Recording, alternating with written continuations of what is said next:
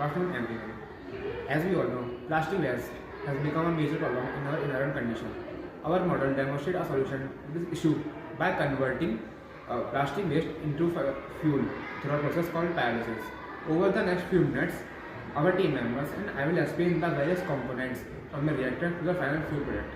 Let's dive into the details. Plastic waste. Plastic waste is a growing concern due to its non-biodegradable nature, leading to the pollution in landfills and oceans. Our model aims to address this issue by converting plastic into the fuel by the process of pyrolysis.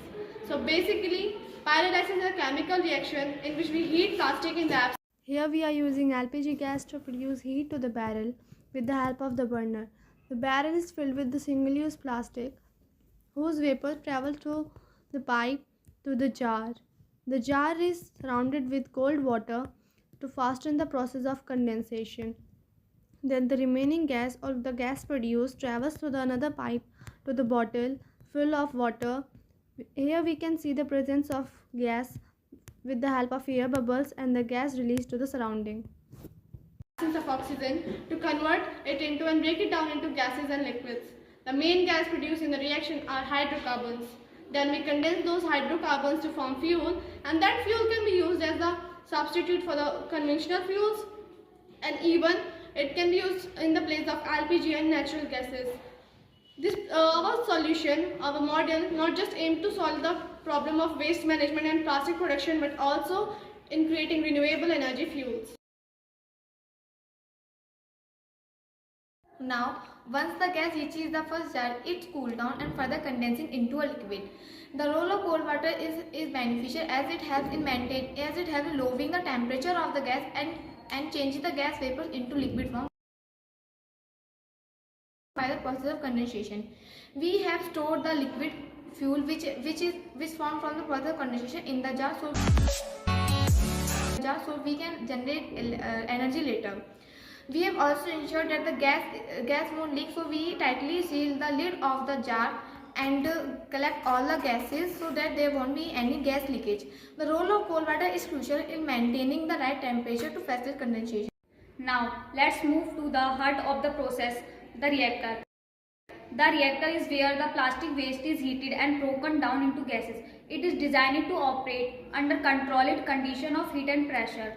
Plastic is fed into the reactor and once inside, it undergoes pyrolysis, breaking down into smaller molecules. A key feature is the reactor is that it operates in the absence of oxygen to prevent combustion. We control the temperature, which typically ranges from 300 to 500 degrees Celsius, and ensure that the plastic is completely converted into gases. Safety is a top priority in this process. Thank you.